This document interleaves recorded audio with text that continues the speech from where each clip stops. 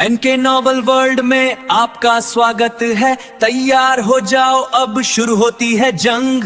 हर कहानी में है दम, हर सीन नया है। एनके नॉवल वर्ल्ड सपनों से सजाया है। एनके नॉवल वर्ल्ड हर दिल पे छाया है। आओ इस दुनिया में जहां जोश रहता है। NK novel world.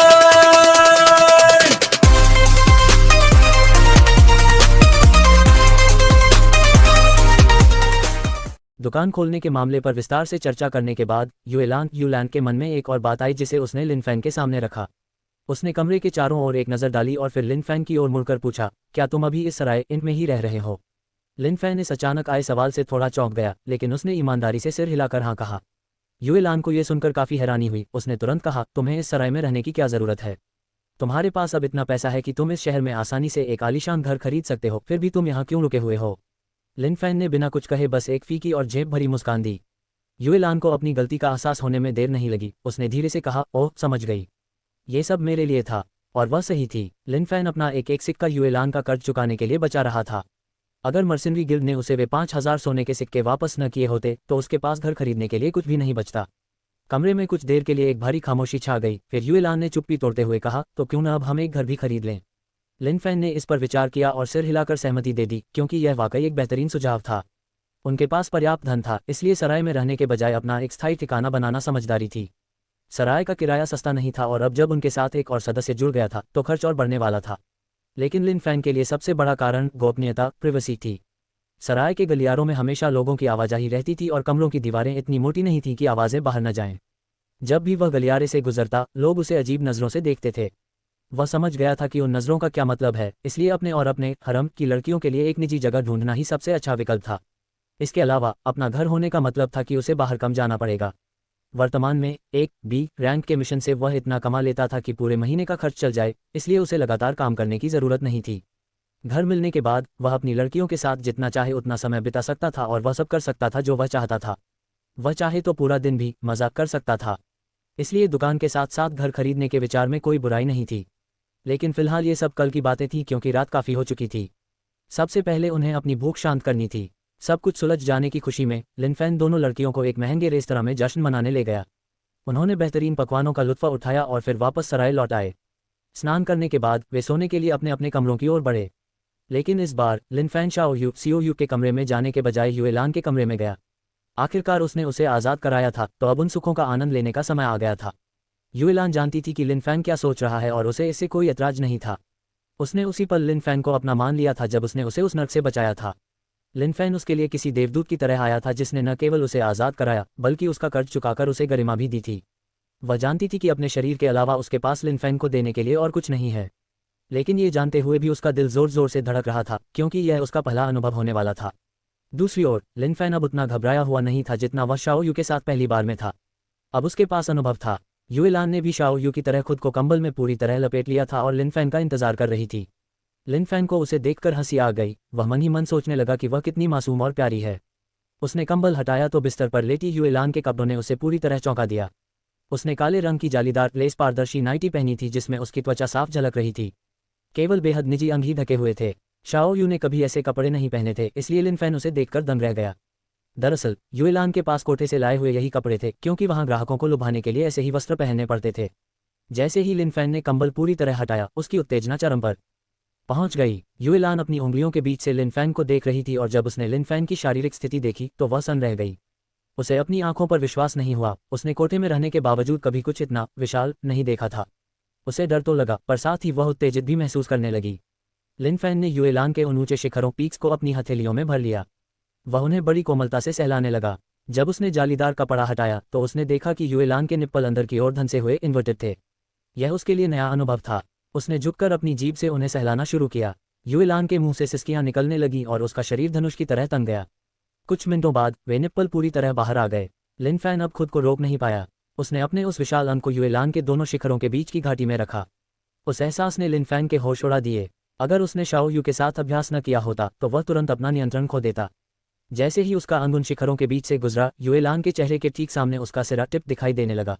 वह ये देखकर दंग थी कि युएलान का सीना इतना बड़ा होने के बावजूद लिन फैंग का अंग उसे पार कर बाहर निकल रहा था। वह उसे अपने अंदर महसूस करने के लिए बेचैन होने लगी। लिन फैन लगातार आगे पीछे गति करने लगा जब तक कि वह अपने चरम पर नहीं पहुंच गया। उसने कहा, मैं बस। लेकिन इससे पहले कि वह पूरा बोल पाता, युएलान ने उसे चौंकाते हुए आगे बढ़कर उसे अपने मुंह में भर लिया। लिन फैन को ऐसा दिव्य सुख महसूस हुआ जिसे शब्दों में बयान नहीं किया जा सकता था। अपना सारा सत्व मुक्त करने के बाद उसने देखा कि युएलान ने सब कुछ स्वीकार कर लिया और उसे साफ भी किया। युएलान ने सहेलियों से सुना था कि पुरुष इस बात से खुश होते हैं, पर उसे यह नहीं पता था कि इसका स्वाद इतना अजीब होगा। युएलान ने जब ऊपर देखा तो वह फिर से चौंक गई। लिन फैन का अंग फिर से गर्व से खड़ा था। उसने सुना था कि पुरुषों को आराम की जरूरत होती है, पर लिन फैन की क्षमता अलग ही स्तर पर थी। लिन फैन ने मुस्कुराते हुए कहा, दूसरे दौर राउंड 2 का समय हो गया है। युएलान थोड़ा डरी हुई थी, पर वह तैयार थी। अगले 1 घंटे तक उस कमरे से केवल सुख और आनंद की आवाजें आती रहीं। 1 घंटे बाद लिन फैन अकेले उस कमरे से बाहर निकला। उसके चेहरे पर एक गहरी ताजगी और संतुष्टि का भाव था, लेकिन ये साफ था कि उसकी ऊर्जा अभी भी पूरी तरह शांत नहीं हुई थी। कमरे के अंदर युएलान बिस्तर पर बेसुध पड़ी थी। उसकी आंखें उलझ चुकी थीं और उसकी जीभ हल्की सी बाहर निकली हुई थी, जो उस परम आनंद और थकान का प्रतीक थी जो उसने अभी अभी महसूस किया था। लिन फैन के जबरदस्त प्रहारों के बाद वह पूरी तरह होश खो चुकी थी। यही कारण था कि लिन फैन अब बगल वाले कमरे की ओर बढ़ा, जहां सिओ मौजूद थी। जब उसने कमरे में कदम रखा तो वह जो देख रहा था उससे थोड़ा हैरान रह गया। दरअसल इन कमरों के बीच की दीवारें काफी पतली थीं और युएलान के मुंह से निकलने वाली सुख की सिसकियां बड़ी आसानी से शाओ के कानों तक पहुंच रही थीं। शुरुआत में तो शाओ ने उन्हें नजरअंदाज करने की कोशिश की, लेकिन थोड़ी देर बाद वह खुद पर काबू नहीं रख पाए। उन आवाज़ों ने न केवल उसकी नींद उड़ा दी थी, बल्कि उसके भीतर दबी हुई हवस और इच्छाओं को भी जगा दिया था। वह समझ नहीं पा रही थी कि क्यों, लेकिन युएलान की उन चीखों ने उसे लिन फैन और उनके बिताए पलों की याद दिला दी थी। जैसे जैसे उसकी कामुकता बढ़ती गई, उसका हाथ अनजाने में ही नीचे की ओर सरकने लगा, जहां पहले से ही काफी गीलापन महसूस हो रहा था। एक हल्के से स्पर्श के साथ ही वह खुद को रोक नहीं पाए और खुद को सुख देने लगी। बदकिस्मती से ठीक उसी समय लिन फैन कमरे में दाखिल हुआ और उसने उसे रंगे हाथों पकड़ लिया। वह अपनी ही दुनिया में इतनी खोई हुई थी कि उसे पता ही नहीं चला कि बगल के कमरे से आने वाली आवाज़ें बंद हो चुकी हैं। जब उसकी नज़र लिन फैन पर पड़ी तो वह बुरी तरह झेप गई और हकलाते हुए बोली, मैं वो। लेकिन लिन फैन ने उसे सफाई देने का कोई मौका नहीं दिया। वह सीधे बिस्तर के पास आया और अपने कपड़े उतारने लगा। शाओ यू उसकी मंशा समझ गई थी और उसने उसे रोकने के बजाय कपड़े उतारने में उसकी मदद करना शुरू कर दिया। अगले 1 घंटे तक उस कमरे से भी सुख की वही ध्वनियां गूंजती रहीं, जब तक कि सब कुछ शांत नहीं हो गया। शाओ यू भी अब उसी हाल में लेटी थी जैसे बगल वाले कमरे में युएलान पड़ी थी। अगली सुबह लिन फैन पूरी तरह तरोताजा होकर जागा। बिस्तर से उठने पर उसने पाया कि शाओ यू कमरे में नहीं है। दूसरे कमरे में जाकर देखा तो वहां से युएलान भी गायब थी। हालांकि लिन फैन को कोई चिंता नहीं हुई, क्योंकि उसे अंदाजा था कि पिछली रात के बाद वे दोनों स्नान करने गई होंगी। साधना कल्टिवेशन में शक्तिशाली होने के कारण उसकी इंद्रियां बहुत तेज हो गई थीं, और चूंकि वह उन दोनों को वश में टेम कर चुका था, इसलिए वह सराय के भीतर उनकी मौजूदगी और उनकी आभा और को महसूस कर सकता था। वह निश्चिंत हो गया और बाहर से नाश्ता लेने निकल पड़ा, क्योंकि वह जानता था कि रात की कड़ी मेहनत के बाद उन्हें बहुत भूख लगी होगी। जब वह नाश्ता लेकर लौटा तो उसने दोनों को शाओ यू के कमरे में पाया। उनके बाल अभी भी गीले थे। उसे देखते ही दोनों के चेहरे शर्म से गुलाबी हो गए, लेकिन शाओ यू ने, जो अब काफी अनुभवी हो चुकी थी, पूछा, आज का तुम्हारा क्या प्लान है? लिन फैन ने बड़ी चतुराई से जवाब दिया, मैं आज एक नया घर ढूंढने जा रहा हूँ। अगर तुम चाहो तो साथ चल सकती हो, लेकिन उसने थोड़ा रुककर उनके शरीर की ओर देखा और शरारत से पूछा, क्या तुम दोनों चलने की हालत में हो? ये सुनकर दोनों लड़कियां फिर से शर्मा गईं, क्योंकि वे समझ गई थीं कि लिन फैन किस ओर इशारा कर रहा है। शाओ यू ने हिम्मत जुटाकर कहा, सब ठीक है, हम तुम्हारे साथ चल सकते हैं। यह उसकी कोई झूठी बहादुरी नहीं थी। लिन फैन ने अपना प्यार दोनों के बीच बांध दिया था, जिससे उनके लिए इसे झेलना थोड़ा आसान हो गया था। हालांकि जैसे जैसे लिन फैन का अनुभव बढ़ रहा था, उसकी कामेच्छा भी बढ़ती जा रही थी। उन दोनों ने मिलकर जितना सहा, वह लगभग उतना ही था जो शाओ यू ने अकेले पहली रात सहा था। उनका साथ चलने के लिए तैयार होना यह दर्शाता था कि शाओ यू की शक्ति बढ़ रही थी और युएलान को कोठे में कितनी कड़ी ट्रेनिंग मिली थी। नाश्ता करने के बाद लिन फैन उन दोनों के साथ बाहर निकला। उसने इस बात का पूरा ख्याल रखा कि वह धीरे चले ताकि उन पर ज्यादा जोर न पड़े। भले ही वे खुद को मजबूत दिखा रही थीं, लेकिन उनकी चाल की धीमी गति बता रही थी कि उनके पैरों में अभी भी दर्द था। वे तीनों इस बार मर्चेंट्स गिल्ड की ओर बढ़े। इस दुनिया में रियल एस्टेट एजेंट जैसी कोई चीज़ नहीं थी, इसलिए ज़मीन जायदाद के ज़्यादातर सौदे इसी गिल्ड के जरिए होते थे। मर्चेंट्स गिल्ड भी मर्सिनरी गिल्ड की तरह ही पूरे महाद्वीप में फैला हुआ था, लेकिन इसका काम व्यापारियों के अधिकारों की रक्षा करना और व्यापार को बढ़ावा देना था। वहां पहुंचने के बाद उन्हें मदद ढूंढने में कोई परेशानी नहीं हुई। गिल्ड का ढांचा काफ़ी व्यवस्थित था। जब लिन फैन काउंटर पर पहुंचा तो वहां मौजूद कर्मचारी ने एक पेशेवर मुस्कान के साथ उसका स्वागत किया और पूछा कि वह किस तरह की संपत्ति की तलाश में है। लिन फैन ने अपनी ज़रूरतें बताईं। कर्मचारी ने पूछा, क्या आप शहर के बीचों बीच रहना चाहेंगे या बाहरी इलाके में? लिन फैन कुछ बोलता उससे पहले युएलान आगे आ गई। युएलान ने बड़े आत्मविश्वास के साथ कहा, हमें दूसरी बाजार वाली सड़क सेकंड मार्केट स्ट्रीट के पास कोई जगह चाहिए। यह आवासीय क्षेत्र के करीब हो तो अच्छा है, और कीमत जितनी कम हो उतना बेहतर। कर्मचारी उसके आत्मविश्वास से थोड़ा चकित हुआ, पर उसने तुरंत 3 विकल्प सामने रख दिए। पहली जगह 3 आंगनों वाला घर है जिसमें एक सुंदर बगीचा है। दूसरी जगह एक छोटा एकल आंगन है जिसमें 4 सुसज्जित कमरे हैं। और तीसरी जगह 5 आंगनों वाली एक विशाल हवेली है जिसमें अपनी झील और बगीचा है। युएलान ने कागजों को देखा और उनकी कीमतें पूछीं। कर्मचारी ने कीमतें बताईं, लेकिन जब वह तीसरी हवेली की कीमत पर पहुंचा तो उसके चेहरे के भाव अजीब हो गए। युएलान ने बाहें सिकोड़ते हुए पूछा, ये तीसरी हवेली इतनी सस्ती क्यों है? पहली 2 जगहों की कीमत लगभग 1800 सोने के सिक्के थी, जबकि तीसरी और सबसे शानदार हवेली मात्र 200 सोने के सिक्कों में मिल रही थी। कोई भी मूर्ख समझ सकता था कि इसमें कुछ गड़बड़ है, और युएलान मूर्ख नहीं थी। कर्मचारी ने सच बताया कि उस हवेली में कुछ अजीब घटनाएं होती हैं। जो भी उसे खरीदता है उसे रात में रहस्यमयी रोशनियां और बर्फीली ठंड महसूस होती है। इस युग के लोग बहुत अंधविश्वासी थे और इस दुनिया में भूतिया साधक, गोस्ट कल्टिवेटर्स जैसी चीजें हकीकत थीं। इसलिए कोई उसे खरीदना नहीं चाहता था और मालिक उसे किसी भी कीमत पर बेचना चाहता था। युएलान ने सिर हिलाया और उस कागज को पीछे धकेलते हुए कहा, हमें इसमें कोई दिलचस्पी नहीं है, कृपया हमें बस पहली 2 जगहें दिखाएं। कर्मचारी ने एक फीकी मुस्कान के साथ सिर हिलाया। मर्चेंट्स गिल्ड के कर्मचारी के पीछे चलते हुए जब वे गिल्ड से बाहर निकले तो लिनफैन अपनी बगल में चल रही युएलैंड को प्रशंसा भरी नजरों से देखे बिना नहीं रह सका। वह ऐसे कई लोगों को जानता था जो उस हवेली के साथ जुड़ी अजीब घटनाओं को नजरअंदाज कर देते और सस्ते के लालच में उसे तुरंत खरीद लेते।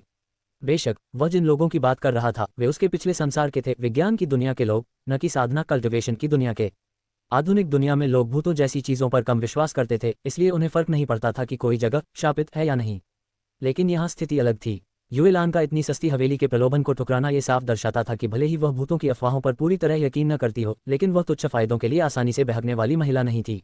मुमकिन था कि उस हवेली में कोई भूत न हो और कोई शरारती तत्व खेल खेल रहा हो जिसमें लिनफैन पढ़ना नहीं चाहता था। युएलान का उस घर को इतनी दृढ़ता से ठुकराना उसकी मानसिक परिपक्वता और सूझबूझ का प्रमाण था। आवासीय संपत्तियों तक पहुंचने में उन्हें काफी समय लगा क्योंकि सीओयू और युएलान के पैर रात की थकान की वजह से अभी भी धीमे चल रहे थे। लिनफैन उस कर्मचारी की आंखों में बढ़ती बेचैनी देख सकता था, लेकिन उसने बड़ी कुशलता से उसे दबाए रखा। यह एक बार फिर मर्चेंट्स गिल्ड के कर्मचारियों के पेशेवर व्यवहार को दर्शाता था। सभी संपत्तियों को देखने के बाद अंत में युएलान ने उस घर को चुना जिसमें केवल एक ही आंगन था। उसने इसे सिर्फ इसलिए नहीं चुना क्योंकि यह सस्ता था, बल्कि इसलिए क्योंकि यह दूसरी बाजार वाली सड़क, सेकेंड मार्केट स्ट्रीट के बहुत करीब था। जैसे ही घर का फैसला हुआ, युएलान ने तुरंत कर्मचारी से दुकान खरीदने के बारे में बात छेड़ दी। कर्मचारी थोड़ा हैरान हुआ कि वे इतनी जल्दी दूसरा बड़ा निवेश करना चाहते हैं, लेकिन उसने तुरंत बाजार की सड़क पर कई संभावित स्थानों की सूची निकाल दी जो युएलान की शर्तों पर खरे उतरते थे। गिल्ड का ये कर्मचारी रियल एस्टेट विभाग में काम करता था, जिसका काम न केवल घर बेचना था बल्कि दुकानों को किराए पर देना और बेचना भी था। शहर की ज्यादातर दुकानों का स्वामित्व मर्चेंट्स गिल्ड के पास ही होता था, इसलिए इस व्यवसाय में उनकी भूमिका स्वाभाविक थी। अगले 2 घंटों तक वे एक ही सड़क पर मौजूद अलग अलग दुकानों का दौरा करते रहे।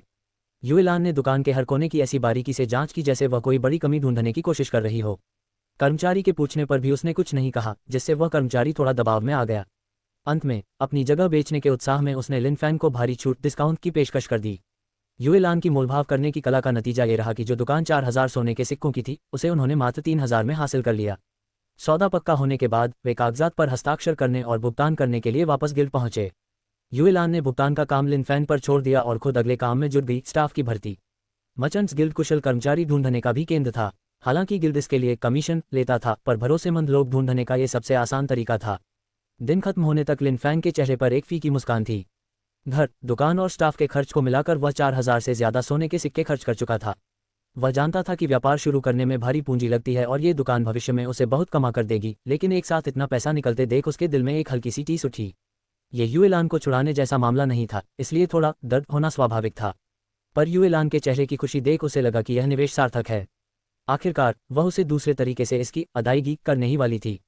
दुकान का मामला सुलझते ही उन्होंने गिल्ड में पंजीकरण रजिस्ट्रेशन करवाया। चूंकि वे शहर में व्यापार करने वाले थे, इसलिए गिल्ड का सदस्य होना सुरक्षा और भविष्य के लिहाज से जरूरी था।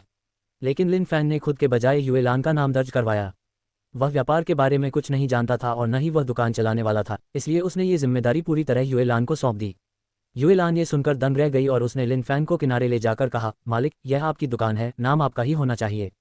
लिनफैन ने एक ठंडी सांस भरी। न जाने कब से युएलान ने उसे मालिक, मास्टर कहना शुरू कर दिया था। उसने उसे रोकने की कोशिश की थी, पर वह अड़ी हुई थी क्योंकि लिनफैन ने उसे खरीदा था। लिनफैन ने दृढ़ स्वर में कहा, मैं दुकान के कामों में दखल नहीं दूंगा, इसलिए मेरा नाम होने का कोई मतलब नहीं है। मैं एक मर्सिनरी हूं और अक्सर काम के सिलसिले में बाहर रहूंगा। अगर तुम्हें हर छोटे फैसले के लिए मुझे ढूंढना पड़ा तो दुकान डूब जाएगी। मैं तुम पर भरोसा करता हूं। युएलान आपकी बातों से भावुक हो गई है। लगाव, अफेक्शन 10 अंक बढ़ गया है। युएलान की आंखें भर आईं। उसने लिन फैंग की आंखों में अटूट विश्वास देखा और जोर से सिर हिलाते हुए कहा, मैं आपको कभी निराश नहीं करूंगी। इस तरह दुकान युएलान के नाम दर्ज हो गई। युएलान को पिछले कुछ दिनों की घटनाओं पर यकीन नहीं हो रहा था। कोठे की जिल्लत से निकलकर आज वह एक दुकान की मालकिन बन चुकी थी। उसने ठान लिया कि वह अपनी पूरी जान लगा देगी इसे सफल बनाने में और अपना पूरा दिल इस आदमी को दे देगी। जब वे गिल्ड से बाहर आए तो युएलान ने पीछे से लिन फैंग की आस्तीन खींची। लिन फैंग मुड़ा तो उसने उसके कान में धीरे से कहा, जिसे सुनकर लिन फैंग चौंक गया और फिर उसके चेहरे पर मुस्कान आ गई। आज रात मेरे कमरे में आना, हम साथ सोएंगे। ऐसी दावत को लिन फैंग भला कैसे ठुकरा सकता था। आज की रात का इंतजार अब और भी हसीन होने वाला था। लेकिन शहर में घूमते हुए उसे अचानक एहसास हुआ कि वह कुछ बहुत ज़रूरी चीज़ भूल गया है। लिन फैंग को अचानक इस बात का एहसास हुआ कि उसने युएलान से कभी यह पूछा ही नहीं कि वह किस तरह की दुकान खोलने जा रही है। उसे बस इतना पता था कि वह एक स्टोर खोलना चाहती है, लेकिन उस दुकान में क्या सामान बेचा जाएगा इसका उसे रत्ती भर भी अंदाज़ा नहीं था। इसलिए वह युएलान की ओर मुड़ा और पूछा, ठीक है, मैं पूछना भूल गया था, लेकिन तुम किस तरह की दुकान खोलने वाली हो। युएलान ये सुनकर थोड़ी हैरान हुई। फिर उसे भी एहसास हुआ कि उसने वास्तव में लिन फैंग को विस्तार से कुछ नहीं बताया था। उसने बस इतना कहा था कि वह एक व्यापार शुरू करना चाहती है। अपनी इस चूक को समझते ही युएलान लिन फैंग को एक अजीब नज़रों से देखने लगी।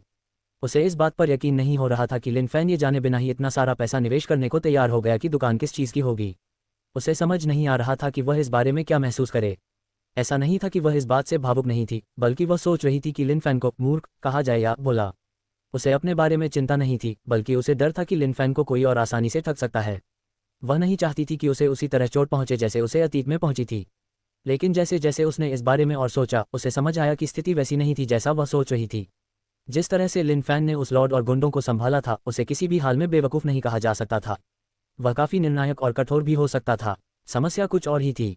वह उन लोगों के प्रति बहुत दयालु और उदार था जिन पर वह भरोसा करता था। और इस दुनिया में यह एक बड़ी समस्या थी, क्योंकि यहाँ कई बार वे लोग ही धोखा देते हैं जिन पर आप सबसे ज़्यादा भरोसा करते हैं। ये एक बड़ी मछली छोटी मछली को खाती है वाली दुनिया थी।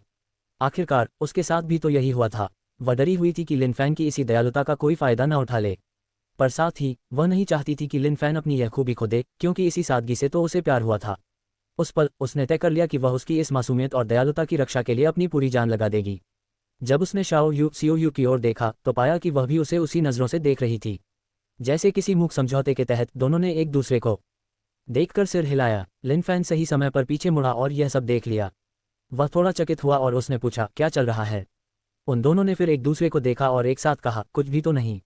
इससे पहले कि लिन फैंग कुछ समझ पाता, वे दोनों दूसरी दुकान की ओर बढ़ गईं और लिन फैंग का सवाल अनसुना रह गया। लेकिन बाद में जब वे दोपहर के भोजन का आनंद ले रहे थे, लिन फैंग ने यह विषय फिर से छेड़ा। इस बार युएलान ने उसे जवाब दिया, यह एक जनरल स्टोर होगा जहां लगभग हर तरह की चीज़ें बेची जाएंगी। लिन फैंग ने अपनी बाहें सिकुड़ी। वह आधुनिक दुनिया से आया था, इसलिए वह जानता था कि स्पेशलाइजेशन, किसी एक चीज़ में माहिर होना ही सफलता की कुंजी है। अगर कोई हर चीज़ में हाथ आजमाता है तो वह खुद को बहुत ज़्यादा फैला देता है और अंत में उसे नुकसान उठाना पड़ता है। लेकिन युएलान के तर्क ने उसकी इस सोच को बदल दिया। ऐसा इसलिए है क्योंकि इस दुकान का संबंध तुम्हारे जैसे उच्च श्रेणी के मर्सिनरी से है। जब तक तुम बाहर से कीमती सामग्री लाते रहोगे, हमारे लिए जनरल स्टोर का रास्ता चुनना ही बेहतर होगा। लिन फैंग की उलझन और बढ़ गई। युएलान ने समझाया, जादुई जानवरों स्पिरिट बीस्ट से मिलने वाली सामग्री से कई तरह के उत्पाद बनाए जा सकते हैं। अगर हम उन्हें कच्चा बेचने के बजाय उनसे बनी चीज़ें बेचें तो मुनाफा कई गुना बढ़ जाएगा। इसलिए हम केवल एक चीज़ तक सीमित नहीं रह सकते। फिर उसने मुस्कुराते हुए जोड़ा, ऊपर से मेरे पास वे पुराने व्यापारिक संपर्क कनेक्शंस भी हैं जिनका मैं इस्तेमाल कर सकती हूँ। लिन फैंग ने समझदारी में सिर हिलाया। वह भूल गया था कि युएलान के पिता एक व्यापारी थे और उसके पास पहले से ही अनुभव और नेटवर्किंग थी। ये कुछ ऐसा था जो केवल वही कर सकती थी और उन संपर्कों का इस्तेमाल न करना बेवकूफ़ी होती। ये सब समझने के बाद लिन फैंग के मन में दुकान को लेकर कोई शंका नहीं रही, बल्कि अब वह खुद उन उत्पादों के बारे में सोचने लगा जिन्हें वह दुकान में रख सकता था। लिन फैंग को खामोश देख युएलान चिंतित हो गई और उसने पूछा, मालिक, क्या सब ठीक है। लिन फैंग गहरे विचारों में खोया था, इसलिए उसने तुरंत जवाब नहीं दिया। युएलान और भी डर गई और उसने उसका हाथ छूकर फिर से पूछा, मालिक। अचानक स्पर्श से लिन फैंग चौंक गया और हल्का सा उछला, जिससे शाओयू और युएलान दोनों चिंता में पड़ गईं। लिन फैंग ने मुस्कुराते हुए कहा, कुछ नहीं, मैं बस दुकान के लिए कुछ नए प्रोडक्ट्स के बारे में सोच रहा था। युएलान उलझन में थी। प्रोडक्ट्स? मालिक, आपके पास क्या विचार हैं? लिन फैंग बोलना चाहता था, पर अपनी बात को शब्दों में ढालना उसके लिए मुश्किल था। ये ऐसी चीज़ें थीं जो इस दुनिया में कभी नहीं थीं, पर उसके पुराने संसार में बहुत लोकप्रिय थीं। बिना दिखाए उन्हें समझाना नामुमकिन था, इसलिए उसने उन्हें समझाने के बजाय सीधे एक बड़ी वुडवर्किंग शॉप की दुकान पर ले जाने का फैसला किया। वहाँ चीज़ें बनवाना ज़्यादा आसान था। वहाँ पहुंचकर लिन फैंग ने बढ़ई से बात की। बढ़ई उसकी अजीब मांग सुनकर हैरान था, पर वह समझ गया और उत्सुकता में उसने खुद वे चीज़ें बनाना शुरू कर दिया। जब पहली चीज़ तैयार हुई तो लिन फैंग उसे युएलान के पास प्रदर्शन डेमोन्स्ट्रेशन के लिए ले गया। वह चीज़ बहुत साधारण थी, लकड़ी के छोटे छोटे ब्लॉक जो एक ही आकार के थे। युएलान ने पूछा, ये लकड़ी के गुटके किस काम के हैं? लिन फैन मुस्कुराया और बिना कुछ कहे उन ब्लॉकों को एक के ऊपर एक रखकर एक छोटी मीनार बना दी। फिर उसने युएलान को इशारा किया। युएलान ने उस मीनार को गौर से देखा, उसे इसमें कुछ भी खास नहीं लगा। लिन फैन ने समझाया, इसमें से एक ब्लॉक निकालो और उसे ऊपर रखो। अगर मीनार गिर गई तो तुम हार जाओगी। युएलान को लगा यह आसान है, पर जब उसने कोशिश की तो पाया कि सही ब्लॉक ढूंढना मुश्किल था। लिन फैन और वह बारी बारी से खेलते रहे जब तक कि मीनार पूरी तरह डगमगाने नहीं लगी। अंत में जब युएलान की बारी आई और उसने ज़बरदस्ती एक ब्लॉक निकालने की कोशिश की तो पूरी मीनार गिर गई। हारने के बावजूद युएलान के चेहरे पर एक चमक थी। उसे इस खेल में बहुत दिलचस्पी आने लगी थी। ये सरल था पर बहुत ही आकर्षक। इसे बनाना सस्ता था और लोग इसे ज़रूर पसंद करते। उसने उत्साह से पूछा, इसे क्या कहते हैं? लिन फैन ने जवाब दिया, जेंगा जेंगा। युएलान ने नाम दोहराया और चकित होकर बोली, ये कमाल का है। मुझे यकीन है ये बहुत बिकेगा। लिन फैन आत्मविश्वास से मुस्कुराया। तभी बढ़ई अगला सामान लेकर आया। यह 8x8 ग्रिड वाला एक बोर्ड था और 64 लकड़ी की गोटियां थीं जिनके दोनों तरफ काला और सफ़ेद रंग था। जैसे ही लकड़ी के उस बोर्ड को सामने लाया गया, युएलान की नज़रें तुरंत जेंगा सेट से हटकर उस नए बोर्ड पर टिक गईं। उसने बड़ी उलझन भरी लेकिन उत्सुक नज़रों से उसे देखा और पूछा, यह क्या चीज़ है? चूंकि लिन फैन पहले ही जेंगा जैसा रोमांचक खेल बना चुका था, उसे पूरा यकीन था कि यह नया उत्पाद भी उसे निराश नहीं करेगा। और जैसा कि उसने सोचा था, नतीजा उम्मीद से भी बेहतर निकला। लिन फैन ने वह बोर्ड पास मंगाया और खुद खेलने के बजाय बढ़ई की दुकान के मालिक को युएलान के साथ खेलने के लिए बिठा दिया। आखिरकार बढ़ई ने लिन फैन का ऑर्डर सिर्फ इसलिए लिया था क्योंकि उसे उन चीज़ों में दिलचस्पी थी जो लिन फैन बनवा रहा था। तो ये स्वाभाविक था कि काम पूरा होने के बाद उसे इसे आजमाने का मौका मिले। लिन फैन ने जल्दी से उन्हें नियम समझाए, बीच में 4 गोटियां सेट की और उन्हें खेल शुरू करने दिया। ज़्यादा समय नहीं लगा और वे दोनों खेल में पूरी तरह खो गए। हालांकि अंत में जीत युएलान की हुई। चूंकि दोनों पहली बार खेल रहे थे इसलिए उनका स्तर बराबर होना चाहिए था, लेकिन युएलान ने अपने लेवल 8 मेंटल कैलकुलेशन कौशल के दम पर बड़ी आसानी से जीत हासिल कर ली। वह भविष्य की कई चालों का पहले ही अंदाजा लगा पा रही थी, जिससे उसे जबरदस्त बढ़त मिली। अंतिम स्कोर युएलान के पक्ष में 51 और बढ़ई के पक्ष में 13 रहा। यह एक तरफा जीत थी, लेकिन हार जीत से ज्यादा मायने ये रखता था कि दोनों खेल में इतने मंत्रमुग्ध हो गए थे कि बिना एक शब्द कहे उन्होंने तुरंत दूसरा राउंड शुरू कर दिया। इस बार भी युएलान ही जीती और गोटियों का अंतर पिछली बार से भी ज्यादा था। बढ़ई एक और राउंड खेलना चाहता था, लेकिन युएलान अब इन उत्पादों के व्यापारिक भविष्य के बारे में सोचना चाहती थी, इसलिए उसने अपनी जगह सीओयू को खेलने का मौका दिया। शाओयू, जो तब से किनारे खड़ी सब देख रही थी, खुद भी खेलना चाहती थी, लेकिन चूंकि ये 2 खिलाड़ियों का खेल था उसे इंतजार करना पड़ा। अब मौका मिलते ही उसने उसे हाथ से नहीं जाने दिया। बेशक बढ़ई उसके सामने भी नहीं टिक पाया क्योंकि वह एक साधक कल्टिवेटर थी। साधना न केवल शरीर को मजबूत बनाती है बल्कि मन और बुद्धि को भी तेज करती है। उसका दिमाग सामान्य लोगों से कहीं ज्यादा तेजी से काम कर रहा था, इसलिए वह अपनी चाल चलने से पहले ही गणना कर लेती थी। ऊपर से वह काफी देर से खेल को बारीकी से देख रही थी, जिससे उसने अपनी रणनीतियां पहले ही तैयार कर ली थीं। युएलान वापस लिन फैन की ओर मुड़ी और इन 2 उत्पादों के बारे में सवाल करने लगी। मालिक, आपके दिमाग में ये विचार आए कैसे? ये जेंगा और यह ओथेलो, मैंने अपनी पूरी जिंदगी में ऐसा कुछ पहले कभी नहीं देखा।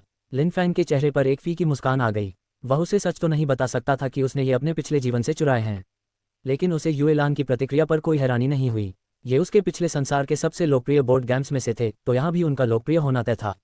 लिन फैन ने कोई भी रैंडम बहाना बना दिया कि ये विचार उसे कैसे आए और फिर मुख्य विषय पर आ गया। उसने गंभीरता से पूछा, तुम्हें क्या लगता है, क्या ये बिकेंगे? युएलान ने बिना किसी हिचकिचाहट के जवाब दिया, बिल्कुल बिकेंगे। फिर थोड़ा सोचते हुए उसने जोड़ा, बेशक हमें इनकी सही सप्लाई और विज्ञापन का तरीका ढूंढना होगा। नहीं, विज्ञापन की तो ज़रूरत ही नहीं है क्योंकि इन्हें दुकान में दिखाकर ही बेचा जा सकता है। असल में विज्ञापन जितना कम हो उतना अच्छा है क्योंकि इन्हें आसानी से कॉपी किया जा सकता है और नकली माल बाजार में आने का डर रहेगा। युएलान खुद से ही उन तमाम बातों के बारे में बड़बड़ाने लगी जिन्हें उसे ध्यान में रखना था, यहाँ तक कि वह भूल गई कि लिन फैन उसके बगल में खड़ा है। लिन फैन धैर्यपूर्वक उसके चुप होने का इंतजार करता रहा। जब वह अपनी सोच से बाहर आई तो उसने लिन फैन से कहा, सबसे ज़रूरी चीज़ अब एक मजबूत सप्लाई चेन सुरक्षित करना है, क्योंकि एक बार बिक्री शुरू हुई तो ये हाथों हाथ बिकेंगे। लिन फैन ने मुस्कुराते हुए शांति से कहा, क्या ये बढ़ई की दुकान काफ़ी नहीं है? युएलान ने सोचते हुए बाहें से कुड़ी, पर फिर उसे एहसास हुआ कि लिन फैन सही कह रहा है। इस दुकान के मालिक को पहले से ही इन खेलों को बनाने का अनुभव हो चुका था, तो अगर वह उनके साथ काम करने को तैयार हो जाए तो बड़े पैमाने पर उत्पादन आसान हो जाएगा। बेशक इस बढ़ई के पास दूसरे काम भी होंगे, पर व्यापार में ऐसी कोई समस्या नहीं है जिसे पैसे से हल न किया जा सके। युएलान एक सेकंड भी बर्बाद किए बिना उस मालिक के पास गई जो अभी भी शाओयू के साथ ओथेलो खेलने में व्यस्त था। खेल के दौरान ही युएलान ने मालिक के साथ एक समझौता तय कर लिया, जिसे उसने खुशी खुशी स्वीकार कर लिया। उसने खुद ये खेल खेले थे, इसलिए वह जानता था कि ये कितने लत लगाने वाले हैं और उसे भी युएलान की तरह यकीन था कि ये बहुत बिकेंगे। ऐसे में इस सौदे को ठुकराना बेवकूफ़ी होती। यह उसके लिए भी ढेर सारा पैसा कमाने का मौका था। हालांकि अभी उन्होंने पैसों की बात नहीं की क्योंकि यह बिल्कुल नया उत्पाद था। उन्हें बाजार की दूसरी चीज़ों पर शोध रिसर्च करने के बाद ही सही कीमत का अंदाज़ा मिलता। युएलान ने मालिक के साथ एक और दिन की मीटिंग तय की ताकि कागजी कार्रवाई पूरी की जा सके। उसने ये भी पक्का किया कि मालिक इन खेलों के बारे में किसी और को न बताए। इसके बाद युएलान ने तुरंत इन दोनों चीज़ों को लेकर मर्चेंट्स गिल्ड जाने का फैसला किया। लिनफेन उलझन में था, पर उसने समझाया कि गिल्ड में लाइसेंसिंग जैसी कोई चीज़ होती है। हालांकि यह नकल को पूरी तरह नहीं रोक सकता, लेकिन यह उनके उत्पाद को ओरिजिनल ब्रांड के रूप में स्थापित कर देगा। धरती की भाषा में कहें तो भले ही यहाँ पेटेंट्स न हो, पर ब्रांड रजिस्ट्रेशन जैसी व्यवस्था थी। मर्चेंट्स गिल्ड की शक्ति के कारण लोग इसे असली ब्रांड के रूप में पहचानेंगे, और अगर किसी ने नकल करने की हिम्मत की तो गिल्ड की कड़ी कार्रवाई का सामना करना पड़ेगा। ये सब निपटाने के बाद युएलान ने बाकी समय दूसरी दुकानों का सर्वेक्षण करने में बिताया ताकि वह प्रतियोगिता कंपटीशन को समझ सके। हालांकि जेंगा जैसा कुछ और नहीं था, पर मनोरंजन के दूसरे सामान जरूर थे। लिनफेन ये देखकर हैरान रह गया कि यहाँ भी चीनी शतरंज, चाइनीज चेस जैसा ही एक खेल खेला जाता था, बस उसका नाम अलग था। यह एक अजीब संयोग था, पर लिनफेन ने इस पर ज्यादा दिमाग नहीं लगाया क्योंकि वह एक शांतिपूर्ण जीवन चाहता था। दोपहर भर शोध करने के बाद रात के खाने के बाद सराय पहुंचते ही युएलान ने खुद को कमरे में बंद कर लिया ताकि वह अपनी रिसर्च पर काम कर सके। लिनफेन को चिंता थी कि वह ज़रूरत से ज़्यादा काम कर रही है, पर उसकी आंखों में उत्साह देखकर उसने उसे नहीं टोका। लेकिन उसने उसे आधी रात तक जागने नहीं दिया। आखिरकार उसे एक वादा पूरा करना था, एक एहसान चुकाना था। सोने का समय होने पर लिनफेन युएलान के कमरे में दाखिल हुआ। युएलान अभी भी अपनी जानकारी जुटाने में खोई हुई थी और उसने लिनफेन को आते नहीं देखा। लेकिन जब लिनफेन ने पीछे से दरवाज़ा लॉक किया तो उसे नोटिस करना ही पड़ा।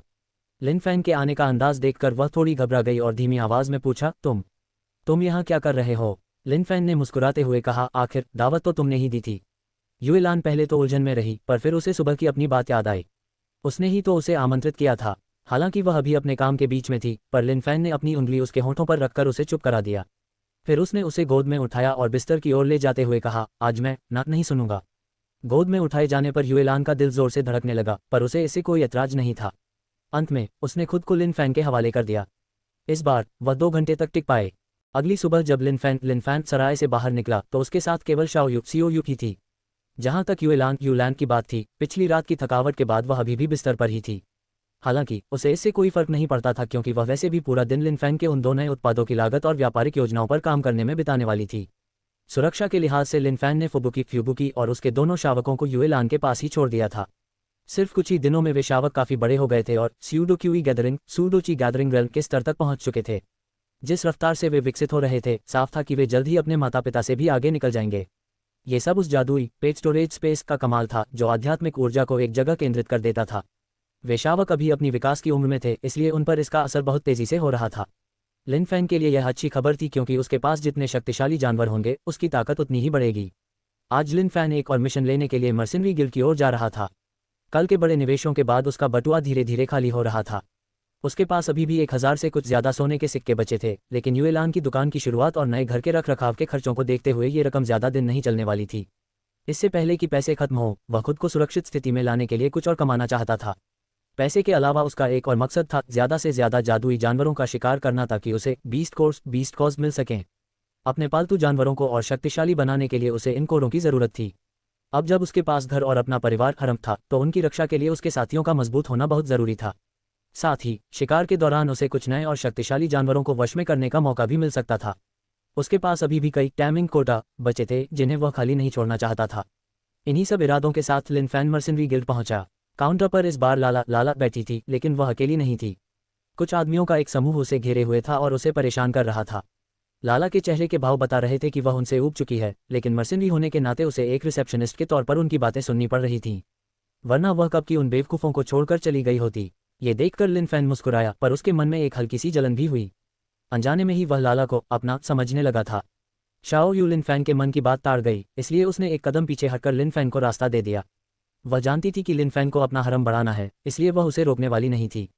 वैसे भी अगर कोई और साथ जुड़ता है तो रात के मामलों में उसे भी थोड़ी राहत मिलेगी।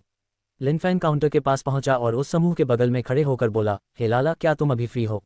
लाला की आंखें लिनफेन को देखते ही चमक उठी, लेकिन उन आदमियों ने उसे जहरीली नजरों से देखा। एक आदमी तो लिनफेन के बिल्कुल करीब आ गया और धमकी भरी आवाज में बोला, दिखता नहीं कि वह भी व्यस्त है? कहीं और जाकर अपना मुंह मार। लिनफेन ने मुस्कुराते हुए शांति से कहा, व्यस्त है? मुझे तो ऐसा नहीं लगता। ये सुनकर बाकी आदमी भी लिनफेन को घेरने लगे।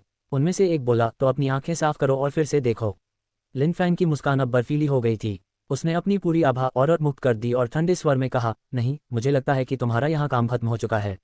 जैसे ही लिन फैन ने अपनी शक्ति का प्रदर्शन किया, वे सब दबाव के मारे कांपने लगे। वे सिर्फ स्यूडो क्यूई स्तर के थे, जबकि लिन फैन चतुर्थ क्यूई गैदरिंग फोर्थ ची गैदरिंग लेवल पर था। वे उसके सामने सीधे खड़े भी नहीं रह पा रहे थे। लाला लिन फैन की बढ़ती शक्ति देखकर दंग रह गई। उसकी आंखों में प्रशंसा और गर्व के भाव थे कि लिन फैन ये सब उसके लिए कर रहा है। लाला आपके व्यवहार से प्रभावित हुई है। लगाव अफेक्शन 10 अंक बढ़ गया है। अब लाला का लगाव 20 अंक तक पहुंच चुका था। उन गुंडों को समझ आ गया कि उन्होंने गलत आदमी से पंगा ले लिया है, इसलिए वे खिसकने में ही भलाई समझने लगे। जाते जाते उन्होंने लिन फैन को धमकी भी दी, हम इसे भूलेंगे नहीं। लिन फैन ने इस घिसे पिटे डायलॉग पर बस एक मुस्कान दी और लाला की ओर मुड़कर कहा, लगता है अब तुम्हारा शेड्यूल खाली हो गया है। लाला थोड़ा झेप गई पर फिर मुस्कुरा दी। उसने शाओ यू की ओर भी देखा और उसकी खामोशी देख समझ गई कि लिन फैन अब काफी आत्मविश्वास से भर गया है। उसे लिन फैन की यह निडरता और उसकी पुरानी मासूमियत का मेल बहुत पसंद आ रहा था। उसने पूछा, मैं तुम्हारी क्या मदद कर सकती हूँ? लिन फैन ने कहा, मैं पहले एक मिशन चुन लूँ, फिर बात करते हैं। लिन फैन ने जल्दी ही एक बी रैंक का मिशन चुन लिया। लाला ने उसे रजिस्टर किया और फिर अचानक पूछा, तो तुम मुझे उस डिनर डेट पर कब ले जा रहे हो जिसका तुमने वादा किया था? लिन फैन थोड़ा चौंक गया, पर उसे याद आया कि उसने वाकई वादा किया था। युएलान के चक्कर में वह काफी व्यस्त रहा था, पर अब सब सुलझ चुका था। लिन फैन ने थोड़ा सोचकर कहा, कल कैसा रहेगा? लाला हैरान थी कि उसने इतनी जल्दी हाँ कह दी। उसने शाओ यू की ओर देखा, पर शाओ यू के चेहरे पर कोई शिकन नहीं थी। इस दुनिया में एक से ज्यादा पत्नियां रखना आम बात थी और लिन फैन जैसी प्रतिभा वाले व्यक्ति के लिए यह बिल्कुल स्वाभाविक था। लाला ने मुस्कुराते हुए जवाब दिया, ठीक है, कल मेरी छुट्टी के बाद मुझे लेने आ जाना। लिन फैन ने सिर हिलाया और वादा किया कि वह जरूर आएगा। मिशन रजिस्टर करने के बाद लिन फैन ने जरा भी समय बर्बाद नहीं किया और शाओ यू सीओ यू के साथ शहर से बाहर निकल गया। हफ्तों तक लगातार मिशन पूरे करने के कारण अब उसे अपने पेट स्टोरेज स्पेस में रसद और ज़रूरी सामान रखने की आदत हो गई थी, इसलिए उसे अब बार बार बाजार जाकर सामान खरीदने की ज़रूरत नहीं पड़ती थी। वह कभी भी कहीं भी निकलने के लिए तैयार रहता था। शहर की सीमा पार करते ही उसने ही हाइक को बुलाया और शाओ यू को अपने पीछे बिठाकर मंजिल की ओर चल दिया। ही की नई और बेमिसाल रफ्तार की वजह से उन्हें अपनी मंजिल तक पहुंचने में महज 1 घंटे का समय लगा। इस बार उनका लक्ष्य जंगल के बीचों बीच स्थित एक विशाल झील थी। हालांकि उसे झील कहना उसकी विशालता का अपमान होता, क्योंकि वह इतनी चौड़ी थी कि लिन फैन को उसका दूसरा किनारा नजर ही नहीं आ रहा था। अच्छी बात यह थी कि उनका शिकार झील के पानी के अंदर नहीं, बल्कि उसके रेतीले किनारों पर रहता था। वह जीव तट की रेत में अपना ठिकाना बनाता था, इसलिए गेल स्पैरो की मदद से उसे ढूंढना लिन फैन के लिए ज्यादा मुश्किल नहीं था। जब गेल स्पैरो शिकार की तलाश में ऊपर उड़ी, तब लिन फैन और शाओ यू तट के किनारे किनारे चलते हुए अन्य जादुई जानवरों को खोजने लगे ताकि वे उनसे लड़ सकें या उन्हें वश में कर सकें। हालांकि लिन फैन के पास लव गेज टाइमिंग की शक्ति थी, फिर भी जानवरों को पालतू बनाना इतना आसान नहीं था, क्योंकि ज्यादातर जीव उसे नजरअंदाज कर देते थे, जिससे उन्हें प्रभावित करने का मौका ही नहीं मिलता था। रास्ते में उन्हें रेत में दबे हुए कुछ केकड़े मिले। वे केवल प्रथम क्यूई गैदरिंग स्तर के थे, इसलिए लिन फैन की टोली के सामने उनकी कोई बिसात नहीं थी। यहाँ तक कि ही ने अपनी लिपटों से ही उन्हें ढेर कर दिया, तो शाओ यू या लिन फैन की तो जरूरत ही नहीं पड़ी। उन केकड़ों को स्टोरेज में डालने के बाद वे आगे बढ़े। तभी गेल स्पैरो वापस लौट आए। उसने शिकार को ढूंढ लिया था और वह तेजी से लिन फैन का मार्गदर्शन करने लगी। वह उन्हें झील से दूर जंगल के एक घने हिस्से में ले गई। कुछ मिनटों बाद वे एक खुले मैदान क्लियरिंग में पहुंचे, जहां एक विशाल जीव झाड़ियों से बेरीज चुनकर खा रहा था। यही लिन फैन का असली लक्ष्य था, एक विशाल भालू। इसे बर्स्ट बेयर कहा जाता था। वैसे तो ये झील की मछलियों पर जिंदा रहता था, पर कभी कभी जंगल की बेरी और शहद का आनंद लेने यहाँ आ जाता था। उसे देखते ही लिन फैन ने शाओ यू की ओर मुड़कर कहा, अब तुम्हारे अंदर जाने का समय आ गया है। शाओ यू का मन तो नहीं था, पर वह जानती थी कि इस लड़ाई में वह केवल लिन फैन के लिए एक बोझ साबित होगी। वह द्वितीय क्यूई पर थी और यह भालू तृतीय क्यूई के स्तर का था। वह नहीं चाहती थी कि लिन फैन का ध्यान उसकी सुरक्षा के चक्कर में भटके। शाओ यू ने उसे शुभकामनाएं दी और ही के साथ पोर्टल के जरिए अंदर चली गई। लिन फैन ने तुरंत हमला नहीं किया। वह जानता था कि बिना योजना के इस भालू को पकड़ना नामुमकिन है। बर्स्ट बेयर का नाम उसकी विस्फोटक गति के कारण पड़ा था। कहा जाता था कि अपनी चरम गति पर यह भालू छठे क्यूई गैदरिंग के योद्धा से भी तेज भाग सकता था। अगर एक बार उसने भागना शुरू किया तो उसे पकड़ना असंभव होता। इसलिए लिन फैन को उसे घेरने का तरीका खोजना था। आसपास कोई प्राकृतिक जाल न देख लिन फैन ने अपनी विशेष शक्ति का उपयोग करने का निर्णय लिया। वह चुपके से घास के सहारे भालू के काफी करीब पहुंच गया। लिन फैन ने अपना हाथ उठाया, जिसके चारों ओर एक हल्की नीली चमक थी।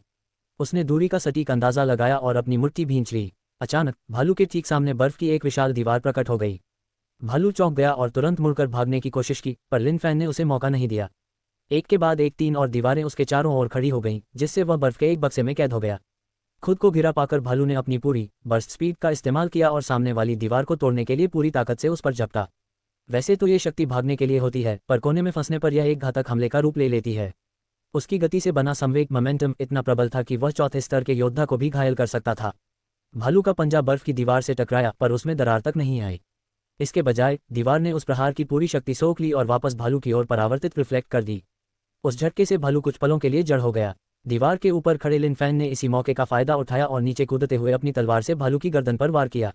शक्ति के बड़े अंतर के कारण भालू का सिर धड़ से अलग होकर नीचे गिर गया। शिकार पूरा होते ही लिन फैन भी जमीन पर ढेर हो गया क्योंकि उसकी पूरी ऊर्जा समाप्त हो चुकी थी। यही कारण था कि वह इस तकनीक का उपयोग कम करना चाहता था। चतुर्थ स्तर पर पहुंचने के बाद उसने आइस मिरर को नियंत्रित करना तो सीख लिया था, पर एक साथ 4 दीवारें बनाना उसकी आध्यात्मिक ऊर्जा को पूरी तरह सोख लेता था। ऊर्जा खत्म होते ही बर्फ की दीवारें ओझल हो गईं। लिन फैन ने मन ही मन पोर्टल खोला और शाओ यू को बाहर बुलाया। शाओ यू ने भालू की लाश और लिन फैन की हालत देखकर तुरंत स्थिति को समझ लिया। वह दौड़कर आए और लिन फैन का सिर अपनी गोद में रख लिया। वह बहुत चिंतित थी। क्या हुआ, तुम ठीक तो हो? लिन फैन तुरंत जवाब नहीं दे पाया क्योंकि वह शाओ यू की गोद की कोमलता को महसूस कर रहा था। यह उसका पहला लैप पिलो अनुभव था। उसे एहसास हुआ कि मांगा और एनीमे में इसके इतने चर्चे क्यों होते हैं। ये वाकई बहुत सुकून भरा था। लिन फैन ने मुस्कुराते हुए कहा, कुछ नहीं, बस भालू से लड़ते हुए सारी ताकत खत्म हो गई। शाओ यू ने राहत की सांस ली। कुछ मिनटों बाद जब लिन फैन का शरीर फिर से हिलने डुलने लायक हुआ तब भी वह उस सुखद एहसास को छोड़ना नहीं चाहता था। वह चुपचाप शाओ यू की गोद में सिर रखे लेटा रहा और उस पल का आनंद लेता रहा। लगभग आधे घंटे के बाद जब शाओ यू सीओ यू को भी शक होने लगा तब लिन फैन के पास उठने के अलावा कोई चारा नहीं बचा। सच तो ये था कि उसकी आध्यात्मिक ऊर्जा कुछ मिनट पहले ही काफी हद तक वापस आ चुकी थी, लेकिन वह जानबूझकर कमजोर होने का नाटक कर रहा था ताकि वह शाओ यू की गोद में और देर तक लेटा रह सके। फिर भी वह उसे हमेशा के लिए बेवकूफ नहीं बना सकता था।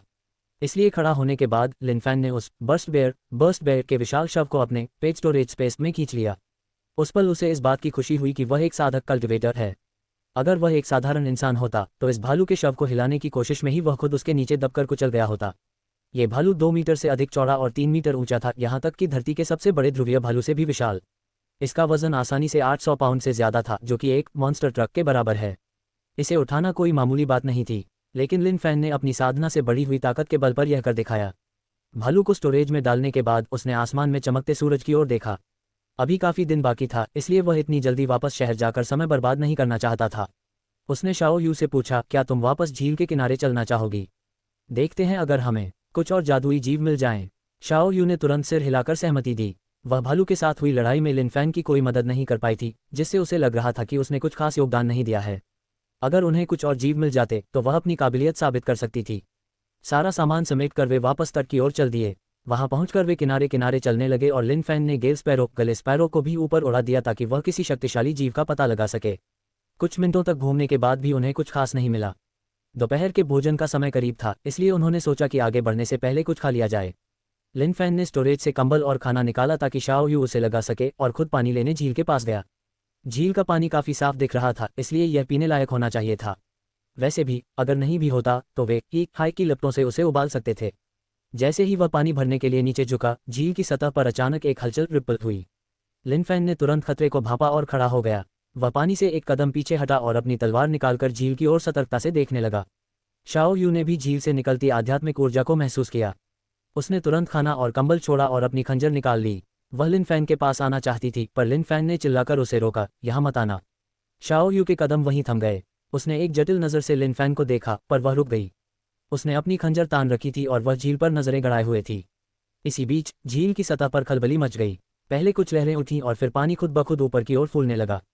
पानी की सतह को चीरते हुए एक छोटा सा उभार बना, जो धीरे धीरे आकार में बढ़ने लगा और एक विशाल गोले का रूप लेने लगा। नहीं, गोला कहना गलत होगा। वह पानी से बनी एक विशाल बेलनाकार आकृति थी जिसका ऊपरी हिस्सा गोल था। शुरू में ये केवल एक इंसान के कद की थी, लेकिन धीरे धीरे आसपास का पानी इसमें समाने लगा और ये 2-3 देखते ही देखते 10 मीटर से भी ऊंचा एक विशालकाय रूप बन गया। उसकी परछाई ने लिन फैन और शाओ यू को पूरी तरह ढांक लिया, जिससे चारों ओर अंधेरा छा गया। लिन फैन ने गौर से देखा तो उस जल आकृति के बीचों बीच उसे एक कोट जैसा कुछ दिखा और सामने की तरफ एक चेहरा उभर आया जो उसे ही देख रहा था। उस चेहरे ने लिन फैन को देखा और अपनी आंखें सिकोड़ लीं। चारों ओर एक भारी सन्नाटा पसर गया। सब बस इंतजार कर रहे थे कि अगला कदम क्या होगा। आखिरकार 1 मिनट बाद एक भारी और गूंजती हुई आवाज आई, तुम कौन हो? लिन फैन पहले तो चकित हुआ कि आवाज कहाँ से आ रही है, फिर उसे एहसास हुआ कि यह वही जलाकृति बोल रही है। उसने अपनी आंखें सिकोड़कर जवाब दिया, क्या मुझे भी यही सवाल नहीं पूछना चाहिए? वह भारी आवाज फिर गूंजी, पर लिन फैन के सवाल का कोई जवाब नहीं मिला। इसके बजाय उसने पूछा, तुम्हारे चारों ओर यह कैसी आभा और अर्थ है? ये कहाँ से आए? लिन फैन और शाओ यू दोनों पूरी तरह उलझन में थे।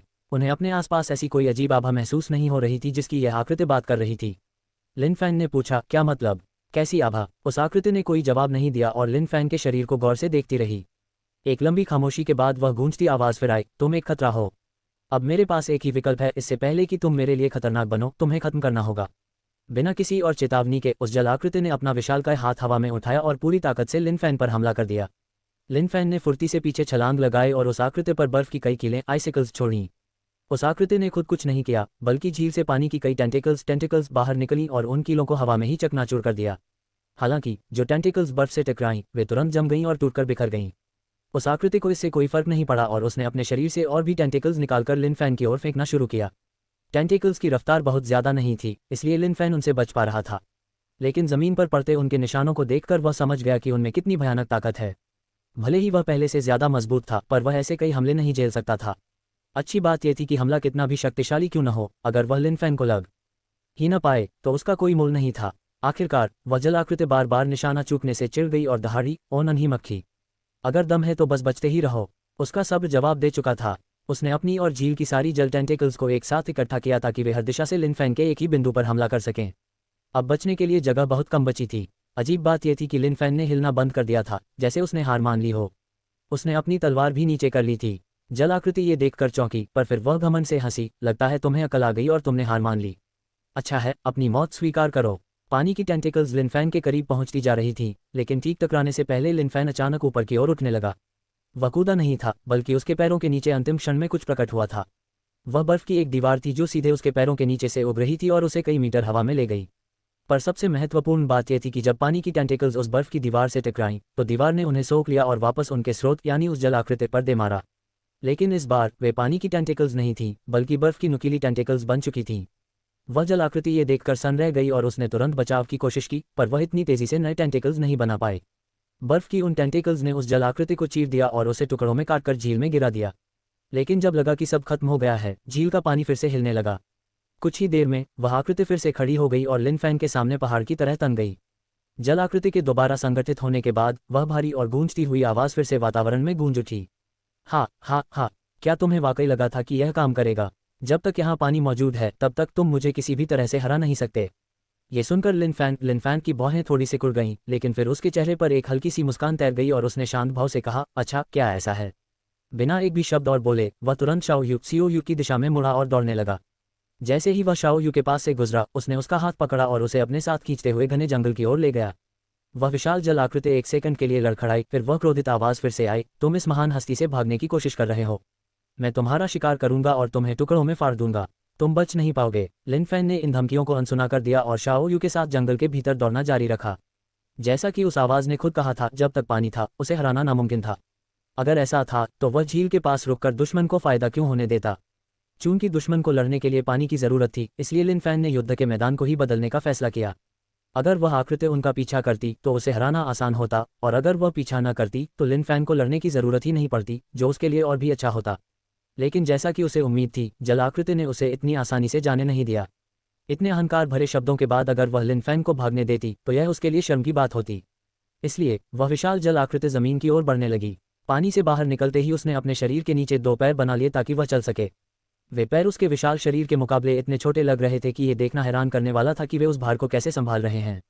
लेकिन उन पैरों के आकार को देखकर उन्हें कम आंकना एक बड़ी भूल थी, क्योंकि उसकी गति लिन फैन से भी कहीं ज्यादा तेज थी।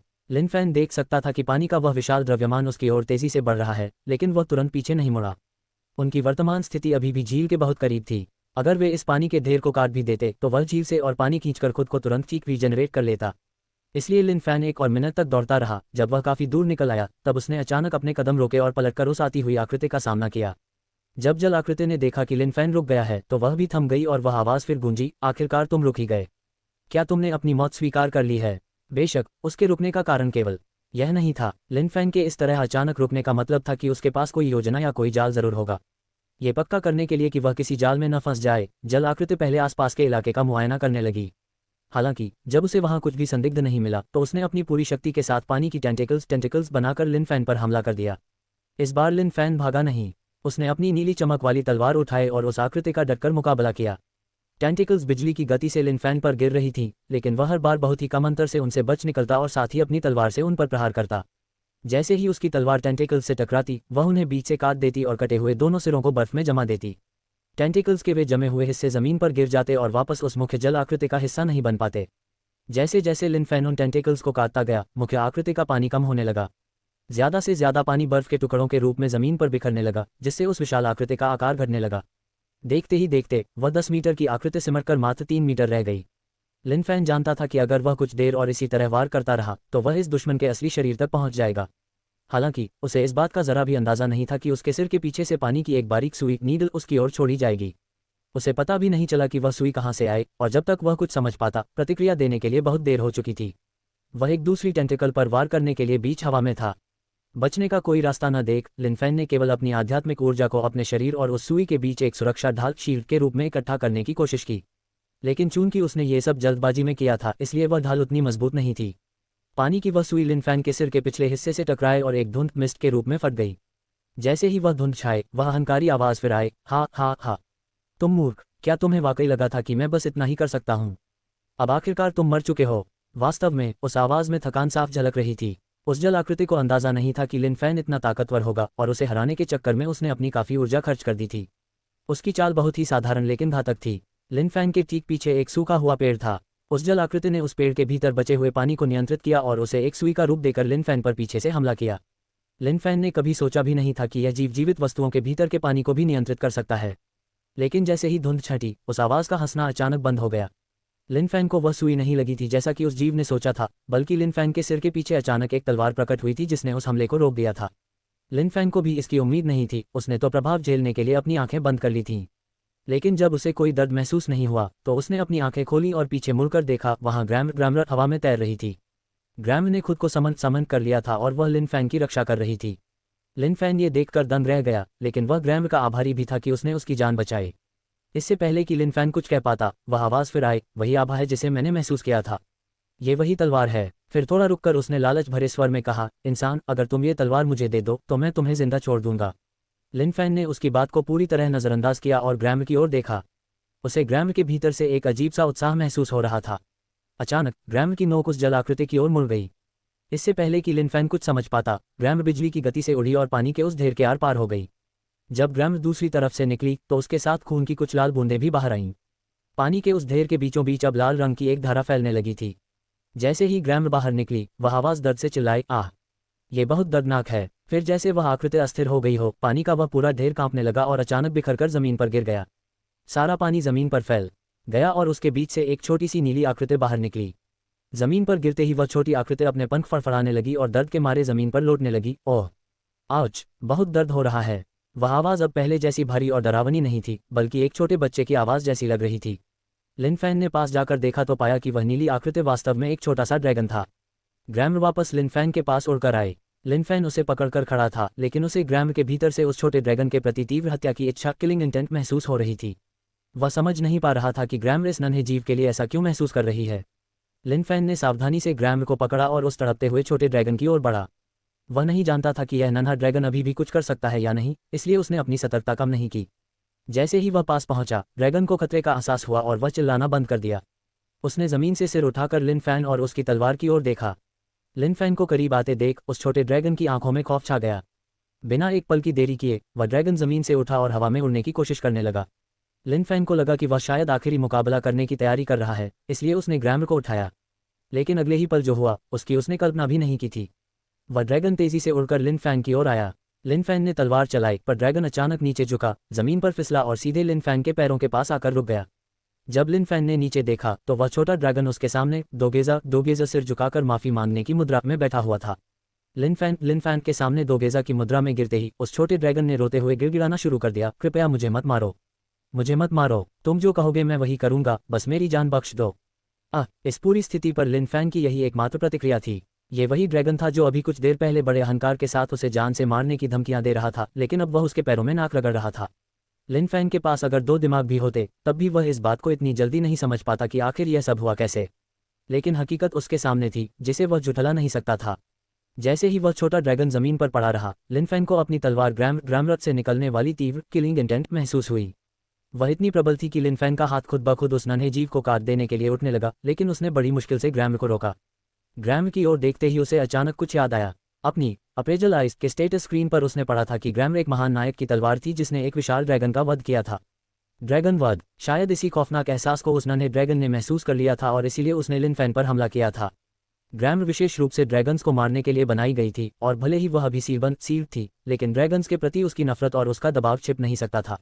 जब लिन फैन ने दोबारा ग्रैमर के स्टेटस को देखा तो वह पहले से बदला हुआ था। ग्रैमर आंशिक रूप से मुक्त, पार्शली सील्ड। ग्रेड मिथिक विवरण, एक महान नायक की तलवार जो ड्रैगन वध के लिए प्रसिद्ध है। हमला अटैक 100 आंशिक रूप से मुक्त। लिन फैन सोच में पड़ गया कि यह अचानक फुल्ली सील्ड से पार्शियली सील्ड कैसे हो गई। तभी उसकी नज़र जमीन पर गिरे खून के लाल धब्बों पर पड़ी। खून, ड्रैगन का खून, यही वह चीज़ थी जिसने ये चमत्कार किया था। इसीलिए ग्रैमर ने खुद को समन किया और नन्हे ड्रैगन पर हमला किया। वह अपनी सील तोड़ने के लिए ड्रैगन का खून चाहती थी, लेकिन अब उसे मारने का कोई तुक नहीं था क्योंकि उसे खत्म करने से ग्रैमर को कोई अतिरिक्त लाभ नहीं होने वाला था। जब लिन फैन ने पार्शियली सील्ड वाले हिस्से को गौर से देखा तो उसकी अप्रेजलाइज्ड ने और जानकारी दी। आंशिक रूप से मुक्त तत्वीय ड्रैगन रक्त 1/5। शेष तत्व अग्नि, पृथ्वी, लकड़ी, धातु। इसका मतलब था कि सील पूरी तरह तोड़ने के लिए 5 तत्वों वाले ड्रैगन्स के खून की जरूरत थी और इस नन्हे ड्रैगन ने जल तत्व की कमी पूरी कर दी थी। अब लिन फैन के पास उस ड्रैगन के लिए कुछ और ही योजना थी। जैसे ही वह ड्रैगन उसके सामने 2 गेजा की मुद्रा में आया, सिस्टम पर एक नोटिफिकेशन चमका। वाटर ड्रैगन युवा आपसे बुरी तरह डरा हुआ है और आपका सम्मान करता है। लगाव अफेक्शन 20 अंक बढ़ गया है। लिन फैन को अब तक लगता था कि किसी जानवर को वश में करने के लिए उनके प्रति दयालु होना पड़ता है और उनका लगाव प्यार से जीतना पड़ता है, लेकिन अब उसे समझ आया कि खौफ भी ठीक वैसे ही काम करता है। अगर डर एक निश्चित बिंदु तक पहुंच जाए तो वह जानवर पूरी तरह वश में आ जाता है। एक तरह से डर भी दूसरे की शक्ति के प्रति सम्मान ही है। हालांकि लिन फैन को डर के बल पर ज्यादा जानवर पालने की इच्छा नहीं थी, पर 1-2 शक्तिशाली जीवों के लिए ये तरीका बुरा नहीं था। लिन फैन ने मुस्कुराते हुए ग्रैमर की नोक उस नन्हे ड्रैगन के सिर पर रखी और कहा, खैर तुमने मुझे मारने की कोशिश की थी, तो क्या ये सही नहीं होगा कि मैं भी तुम्हारे साथ वही करूं? ये सुनते ही ड्रैगन का शरीर थर थर कांपने लगा और ऐसा लगा जैसे वह डर के मारे पेशाब कर देगा। उसने हिम्मत जुटाकर फिर कहा, प्लीज तुम जो कहोगे मैं वो करूंगा, बस मुझे मत मारो। लिन फैन ने कंधे उचकाए और कहा, तुम्हारी बातों में मुझे कोई सच्चाई, सिंसियरिटी महसूस नहीं हो रही। मैं तुम पर भरोसा कैसे करूं? ड्रैगन फूट फूट कर रोने लगा और सुबकते हुए बोला, मैं कसम खाता हूं, मैं कुछ बुरा नहीं करूंगा। मैं एक अच्छा ड्रैगन हूं। वह एक छोटे बच्चे की तरह बर्ताव कर रहा था जो पूरी तरह खौफदा हो। तभी एक और नोटिफिकेशन आया। वाटर ड्रैगन युवा का लगाव 20 अंक और बढ़ गया है। लक्ष्य वश में करने के लिए तैयार है। क्या होस्ट वाटर ड्रैगन युवा को पालतू बनाना चाहता है? लिन फैन ने मन ही मन हाँ कहा। वही चिर परिचित रोशनी ड्रैगन के चारों ओर चमकी और गायब हो गई। अब वह ड्रैगन डरा होने के बावजूद लिन फैन के प्रति एक जुड़ाव महसूस करने लगा था। लिन फैन ने तलवार हटा ली जिससे उसे ग्रैमर की निराशा महसूस हुई, पर उसने उसे अनसुना कर दिया। वश में किए गए पालतू को मारना खुद का नुकसान होता। लिन फैन ने उसके आंकड़े स्टैट्स देखे। वाटर ड्रैगन युवा grade 5 magic beast, level 10, HP 55/212 MP 8289 force, ताकत 38, सहनशक्ति 67, गति 112, बुद्धि 235। जन्मजात कौशल water overlord, dragon breath, dragon aura. कौशल water puppet, water control, water cage. विवरण, जल का स्वामी जो तत्वीय जल ऊर्जा का शासक माना जाता है। लिन फैन दंग रह गया। इसके स्टेट्स उसके खुद के मुकाबले कई गुना ज्यादा थे। अगर इस ड्रैगन की बुद्धि इतनी ज्यादा और ताकत कम न होती तो शायद वह कभी जीत नहीं पाता। खैर अब यह उसका था, लेकिन उसने देखा कि ड्रैगन की HP तेजी से गिर रही थी। अगर तुरंत इलाज नहीं किया गया तो वह मर सकता था। लिन फैन ने कहा, ठीक है बहुत हो गया घुटने टेकना, अब खड़े हो जाओ। ड्रैगन ने रोना बंद किया और उलझन में लिन फैन को देखा। लिन फैन ने आदेश दिया, अब से मैं तुम्हारा मास्टर हूं और तुम्हें मेरा अनुसरण करना होगा। अगर तुम ऐसा करते हो तो मैं तुम्हें जिंदा रखूंगा। ड्रैगन के भीतर का अभिमान थोड़ा जागना चाहता था, लेकिन लिन फैन की उपस्थिति में वह दब गया। उसने सिर हिलाया और स्वीकार कर लिया। लिन फैन ने पोर्टल खोला और वाटर ड्रैगन और शाओ यू को अपने साथ पेट स्टोरेज स्पेस के अंदर ले गया। वहां पहुंचते ही ड्रैगन वहां की अद्भुत ऊर्जा को देखकर दंग रह गया। लिन फैन ने देखा कि ड्रैगन का घाव काफी गहरा था, जिसे स्टोरेज स्पेस की ऊर्जा भी तुरंत नहीं भर पा रही थी। लिन फैन ने पट्टियां उठाईं और ड्रैगन का इलाज करने के लिए उसके पास गया। तभी उसने स्नो रैबिट शिरो को भी पास बुलाया। जैसे ही वाटर ड्रैगन ने शिरो को देखा, वह पूरी तरह मंत्रमुग्ध हो गया और उसके मुंह से निकला, कितनी सुंदर है। एनके नवल वर्ल्ड की कहानी अब हुई पूरी, पर ये सफर है लंबा, अब आगे है मंजूरी। लाइक करो, सब्सक्राइब करो।